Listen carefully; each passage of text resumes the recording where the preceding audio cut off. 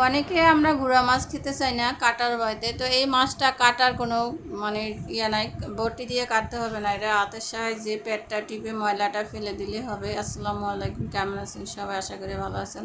তো মাছটা আমার কাটা ধোয়া পরিষ্কার করা হয়ে গিয়েছে। এখন আমি মাছটা গুঁড়া মাছ তো আমি মাখায় রান্না করব। তো এখানে কাঁচামরিচ আর পেঁয়াজ কুচি দিয়ে দেবো। পেঁয়াজ কুচিটা একটু বেশি পরিমাণে দিতে হবে। আর এখানে পরিমাণ মতো লবণ, হলুদ দিয়ে, এখানে কোনো মরিচের গুঁড়া দেবো না, শুধু হলুদের গুঁড়া, লবণ আর কাঁচামরিচ কুচি আর পেস্ট কুচি দিয়ে দেবো। দিয়ে আমি এই পেস্টটা আর কাঁচামরিচটা ভালোভাবে নরম করে মেখে নেব।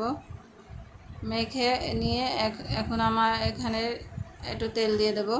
আগে আমি পেস্টটা একটু নরম করে মাখাই নিয়েছি, এখন আমি তেল দিয়ে দেবো।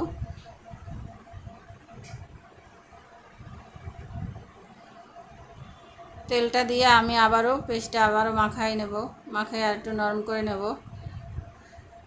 এখানে আমি 2-3 পদের মানে সবজি নিয়েছি, আলু কুচি নিয়েছি আর পটল, আমি 3 থেকে 4টা পটল কেটে নিয়েছি, আর এখানে ঝিঙ্গা কুচি করে নিয়েছি। তো আপনারা দিলে আরও কিছু সবজি দিতে পারেন।